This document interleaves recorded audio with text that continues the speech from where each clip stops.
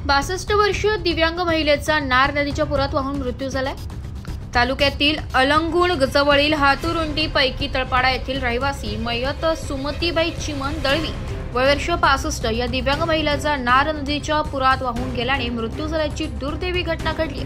याबाबत पोलीस पाटील मधुकर गावित यांच्याकडून समजलेली माहिती अशी की सुरीतीबाई ही महिला दिनांक 21 ऑगस्ट रोजी 4 ते 5 वाजेच्या दरम्यान दातरीचा पाडा येथे लेकीकडे जाण्यासाठी निघाली होती। तळपाडा येथे नार नदीवर पूल नसल्यामुळे नार नदीच्या पात्रातून उतरत असताना पाय घसरून पाण्यात पडली। दिवसभर पावसाची रिपरिप सुरू असल्याने नार पार या नद्यांना पूर आला आहे। या पुरात वाहून गेल्याने तिचा दुर्दैवी मृत्यू झालाय।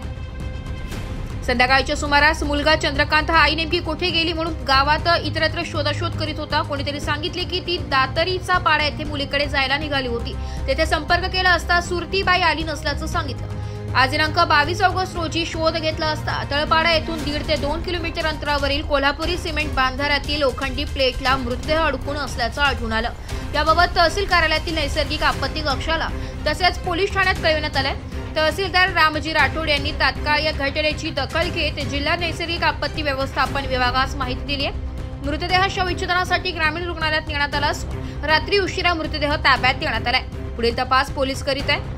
त्यांच्या पश्चात 2 मुले 1 मुलगी पती असा परिवार आहे। नाशिक लोकशाही न्यूज साठी उपसंपादक बाजीराव नाना खेरनर सह प्रतिनिधी रतन चौधरी नाशिक।